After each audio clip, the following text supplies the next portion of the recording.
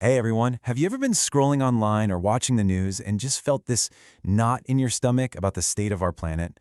A sense of worry or maybe even sadness or anger? Well, if you have, you are definitely not alone. And that's exactly what we're going to get into today.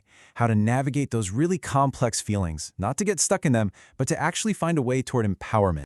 Let's just start right here with this, because it's so important. If you feel concerned about the future, about wildfires or rising seas, that doesn't make you weak or fragile. It just means you're paying attention. It means you care. It's simply being human. So first up, we're going to explore what this feeling actually is and, why it feels like it's become such a shared experience for so many of us all around the world, especially for younger generations. It's a term you hear thrown around a lot these days, right? But let's break it down. What do we actually mean when we say climate anxiety? Okay, so at its core, it's that nagging, persistent worry about the long-term future of our planet. This feeling, sometimes called EcoAnxiety, is super common, especially if you're a teenager or a young adult who's looking ahead at the world you're going to be living in. And this is a really crucial point. This isn't some kind of medical disorder. It's a completely rational, logical, emotional response to a very, very real global challenge. So another way to think about it is this, that anxiety is actually a sign of your empathy. It's proof that you're connected to the world, that you're aware of what's going on. It means you give a damn. So, if it's a rational response, why does it feel so intense right now? What is it about this moment in time that makes it all feel so overwhelming? Well, a huge piece of the puzzle is just our modern world. I mean, you've got the 24/7 news cycle beaming disasters to our phones in real time. Then you pile on social media, which just bombards us with images, opinions, and arguments. All of this creates this deep uncertainty about the future and can leave you feeling like you have to solve this massive problem all by yourself, all while trying to figure out what's real and what's not. It's kind of a paradox, isn't it? There's never been a generation more informed about the health of the planet, but all that awareness comes with a really heavy weight, a sense of responsibility that can get tangled up with a whole lot of fear. But here's the most important part of this whole conversation. We can't just sit in that feeling of being overwhelmed. This section is all about the pivot, that critical shift from feeling stuck to taking meaningful action. This is it. This is the core idea. If anxiety is fueled by a feeling of helplessness, then the most direct way to fight back is to act. Taking action, no matter how small, gives us back our sense of control, our sense of agency. So how do we actually do that?